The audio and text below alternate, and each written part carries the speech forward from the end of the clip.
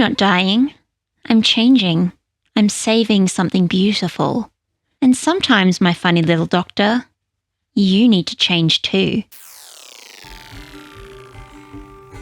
If you wanna have to leave your home, just mess with a bottle of comb. You gotta make it to the woods if you can.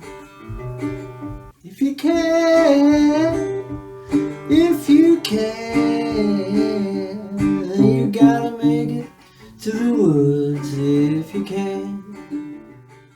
Ever since Ncuti Gatwa took over as the doctor, I've been seeing this complaint. 15 cries too much.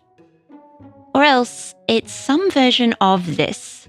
I'm okay with the doctor crying, but it has to be justified. Does it though? Or have Doctor Who fans been bitten by the toxic masculinity fairy? And what does this reaction say about mental health representation in 2025? Cards on the table, I think Ncuti Gatwa crying is a good thing.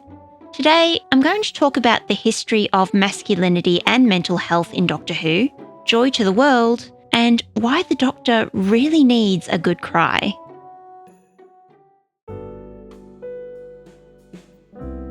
"15 is a radical departure from previous Doctors. He's way more emotional. Joy to the World, the recent Christmas special, highlights this by bombarding the viewer with mental health metaphors. We have a character whose smile is like the lid on a boiling pot. Totally relate, by the way. She's masked her emotions for so long that she's literally carrying around a briefcase of emotional baggage. Subtle, right? It's only when the Doctor helps her to process all these unresolved feelings that she's able to let go. Later, she becomes a star. This episode reframes pain as an opportunity for growth. As the clumsy nativity metaphor encapsulates, sometimes, to shine brightly, we have to burn. 15 has his own mental health journey this episode, which apparently really resonated with fans. The Doctor tells his past self that, to save the day, he needs to take the long way around. We find out the Doctor didn't need to stay in Sandringham for a year to find the code for Joy's briefcase. He just needed to have a chair, which is another metaphor for making space for people in our lives.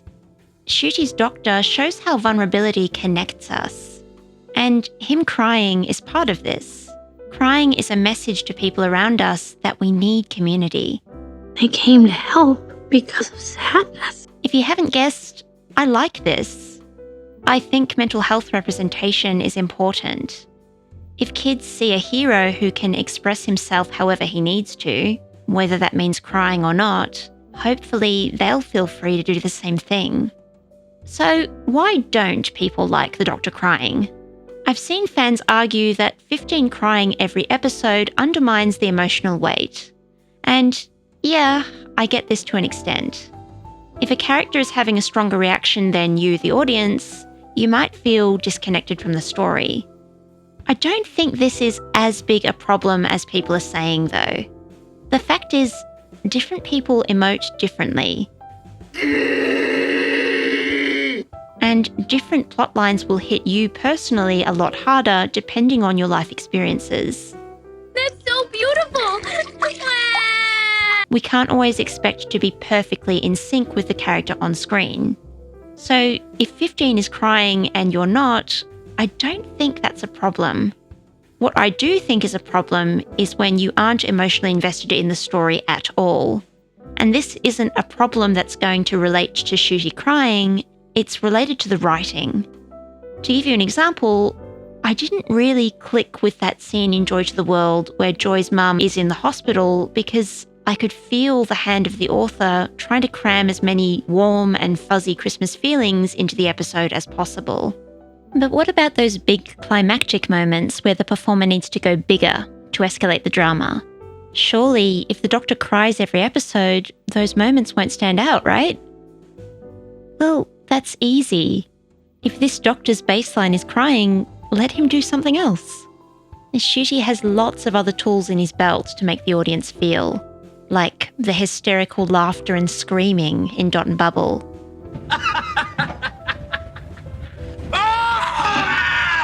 the stifled gasp in Boom, and slumping to the ground in the season 1 finale. It doesn't have to be tears. I've also seen complaints that Ncuti getting so emotional in Joy to the World doesn't make sense. According to those fans, 15's arc in this episode is just a retread of 14's arc in the specials. And I respectfully disagree. Just because we've learnt a coping strategy doesn't mean it's going to come naturally to us every time. Take the Doctor in this episode. He tries to shut off and distract himself with an adventure because, that's his default coping strategy. But because he's already learnt the importance of pausing and processing his feelings, he makes himself slow down. This is character growth, and it's great. So why else might fans not like this new direction for the character? Excuse me for a minute while I rant about the patriarchy.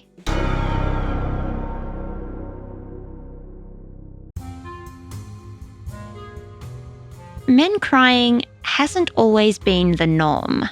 This is partly because of an old friend, toxic masculinity. Okay, so I'm going to mention toxic masculinity a little bit in this video, and just so we're clear, this is what I mean.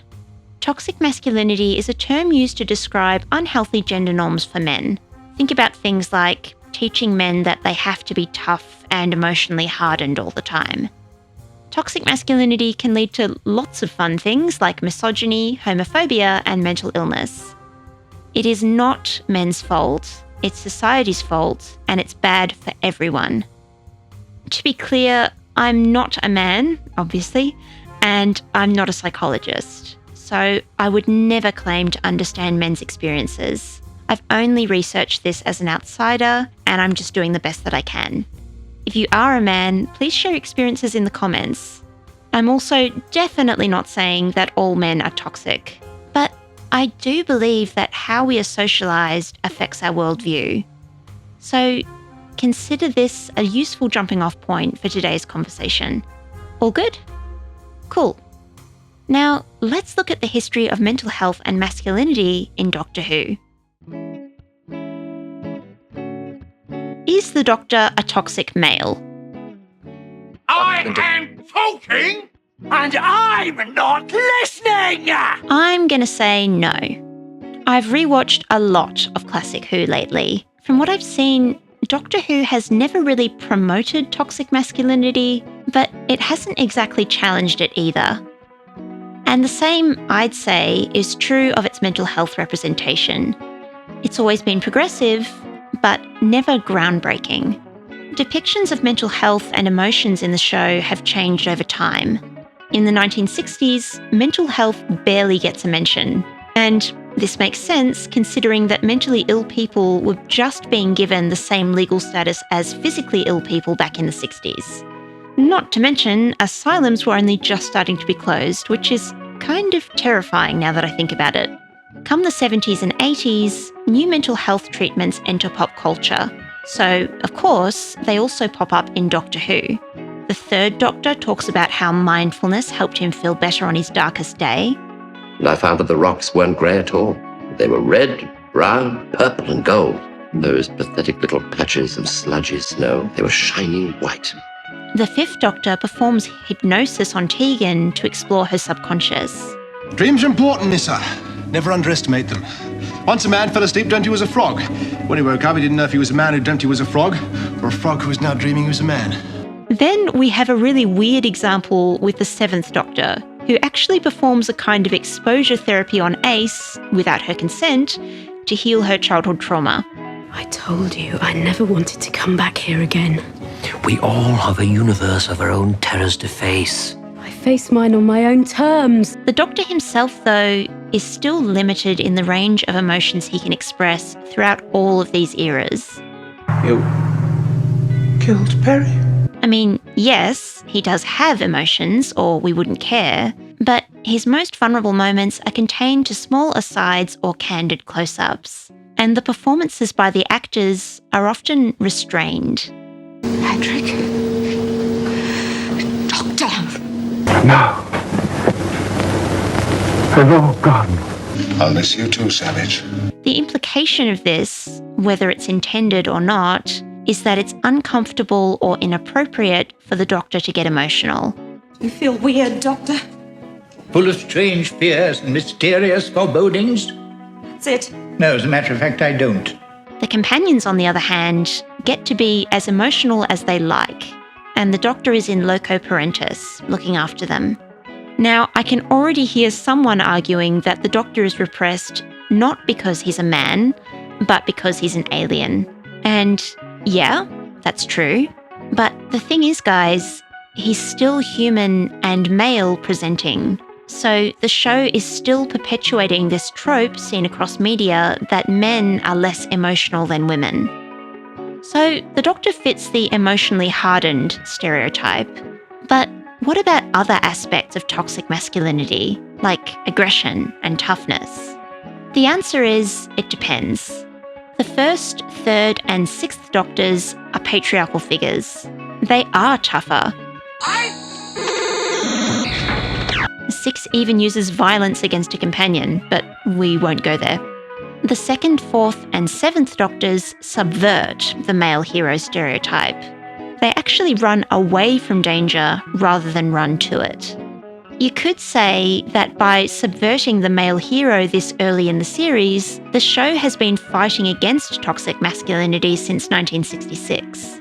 The thing is, though, these moments of weakness from the Doctor are rarely played straight. The second and seventh incarnations pretend to be vulnerable to trick their enemies. Meanwhile, their more legitimately emotional moments are often used for comic relief. Case in point, the second Doctor shouting, "Oh my giddy aunt," whenever he meets a monster. Stop! You're making me giddy! The point of this is to remind the audience how alien the Doctor is. He doesn't perform masculinity properly, therefore he can't be the same species. The show isn't rebelling against gender norms here. The Doctor is actually the exception, which proves the rule. 5 and 8 are more human incarnations and more emotionally repressed. The role of emotional conduit falls to the companions. And what about the modern era? Well, the trend does change slightly here, as you'd expect, given that it's nearly 50 years later. Doctor's crying does become more normalised in incarnations 9 through 12. However, I would say there's still a lot of suppression going on. You alright? I'm always all right. When the Doctors do become emotional, it's usually in response to an extreme situation. This experience might ring true for some people. Personally, I don't cry a lot unless something big happens. But the thing is, some people do cry. Lots. And I haven't seen a Doctor portray this until Ncuti Gatwa. But not all the Doctors are men lingua. What about Jodie Whittaker? This one is complicated and I think deserves a section all her own. So let's turn the page, shall we?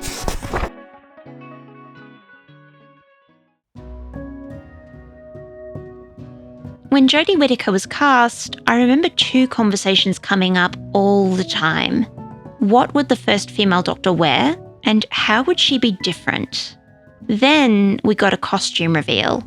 13 was dressed not in a pink floral dress, but a really androgynous outfit a la Mork and Mindy. Mindy, run for your life! The emotions are coming! This costume subverts feminine stereotypes. The Doctor doesn't reject stereotypical femininity exactly, but she doesn't fully embrace it either. Her on-screen depiction feels pretty much the same. Stereotypical females in television are motherly figures, nurturers. Jodie's Doctor is socially awkward and repressed. She's less open with her companions than other incarnations. I'm still quite socially awkward, so I'm just going to subtly walk towards the console and look at something. And then, in a minute, I'll think of something that I should have said that might have been helpful. This is an interesting creative decision. On the one hand, it does break down stereotypes about women, and it also just allows Jodie to play to her strengths in comedy. She looks like she ain't got a pot to piss in. Sorry, Miss Britton. She doesn't look like she's got a pot in which to piss. That's better. Another good thing is that it helps the show to explore different types of empathy. Putting my autistic hat on for a second, we all process emotions differently, just like we all have a different relationship with gender. On the other hand, I sometimes wonder if the show is scared of making the Doctor too feminine. Even in episodes about sexism like The Witchfinders, any conversation about the Doctor's gender is skated over with a quick joke. Oops. Her era walks an awkward line between advocating gender equality while trying desperately not to draw attention to it. Look at the first female master and I think you can see a massive difference. Missy's femininity is celebrated. Missy is empathetic, sometimes vulnerable, and dances around the universe wearing a frilly dress and makeup. Welcome to the sisterhood. It's not that Missy's way of expressing gender is better or more realistic. Of course, there's no one way of being a woman. What I mean is, Missy feels like she has the freedom to be whatever she or the showrunner wants her to be. 13 feels like she was written with audience expectations very much in mind. Was this actually the case? I don't know. But I saw the controversy after Jodie's casting, and guys, I'm disappointed. I'm disappointed that whatever happened in the writer's room, the fandom clearly wasn't ready for a motherly hero in a pretty dress.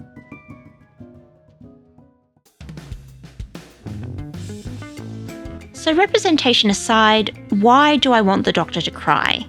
An emotionally detached Doctor means that the companions have to be the audience avatars. To heighten the drama, they often theatrically cry or scream. Given that these companions are usually women, it reinforces the trope where female sidekicks are weak, while the male hero is strong. And I think things have actually been even worse, believe it or not, for the male companions. In the 60s, the male companions were allowed to be heroic because they existed to support an older, sometimes even elderly Doctor. Did you bring in the aliens? No, you're going to reply. I went out and shot them all. Now run! Both of you! The later male companions were emasculated so that, like the girls, they could be rescued. This creates an uncomfortable binary. The male leads in Doctor Who are either intelligent and stoic or foolish and fearful. Now, obviously, I'm generalising a little bit. Each of these characters are nuanced, and some of them are better written and more well-rounded than others. But the pattern is real. The male companions are not only effeminized, they're made incompetent to put our hero, the Doctor, on a pedestal. You're improving, Harry. Am I really? Yes, your mind is beginning to work. It's entirely due to my influence, of course. You mustn't take any credit. If you want to see the worst offenders, check out Classic Who in the 1970s and 80s. Look, I love Harry, Adric and Turlough, but their potential is wasted. Turlough starts as this teenager groomed to kill the Doctor. After his redemption arc, the character gets completely stuck. Watch Frontios. Turlough starts off terrified of the Tractators due to childhood trauma. Watching this, I expected him to face the Tractators, overcome his fears, and become the hero. And then it just doesn't happen. Turlough spends the whole episode frothing at the mouth. Hello! Tractators! I've seen them! Turlough can't have a character arc because he can't be the hero at the end. In this show, there's only room for one type of male hero on screen. But surely things got better in New Who, right? Well, kind of. Don't think that's gonna stop me. In the modern show, the buffoon trope continues with Mickey, Rory, Graham and Dan. But what about Captain Jack? He's not a male damsel, right? Well, no, but Jack is still part of the binary. He's just on the other side of it. Like Ian Chesterton or Stephen Taylor, Jack is a swashbuckling hero designed to complement the more down-to-earth Eccleston. But you'll notice that when he gets paired up with David Tennant, he feels redundant, because we now have two almost identical versions of masculinity on screen. Is this the worst thing ever? No, but don't you think it would be more interesting to mix things up? to have a character who lands somewhere in the middle. The point is, by limiting the types of characters, we limit the stories that we can tell. With male doctors who can be heroic, but also vulnerable and emotional, the possibilities expand, not just for the doctors, but for everyone. For a franchise over 60 years old, which has done a lot of recycling lately, this really matters.